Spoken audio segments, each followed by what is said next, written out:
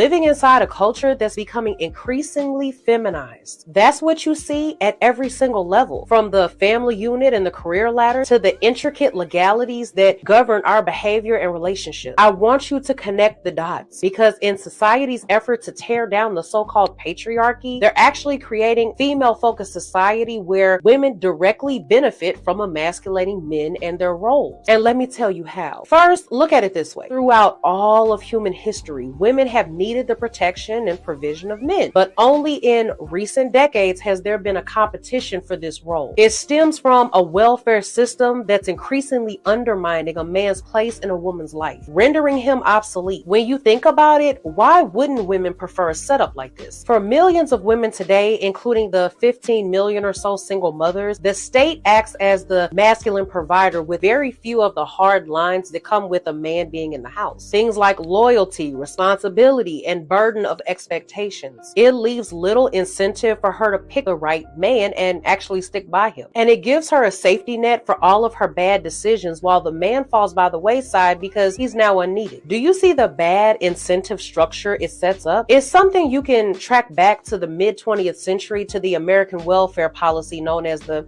man in the house laws. It was a straightforward measure used by the government to determine who morally qualified for welfare benefits. The question was, is there a man in the house who can provide financially? As you can imagine, the men in impoverished and desperate households faced one of the most humiliating choices ever: find a way to make ends meet no matter what, or split from their own families so they qualify for government welfare benefits. Men had to make the hard decision to leave their homes and families so the government could then step in and provide. I can't imagine how emasculating that must have been for the man, being disposed of from their natural role as men and letting a government then step in and provide for their family instead. Imagine how hard it was for the man to almost act like that he didn't even exist, all while their women still had a solid provider in the form of a government check. You'll rarely hear about this in today's feminist reading of history, but the laws show us how women benefited from gender stereotypes because they themselves were not expected to be the providers.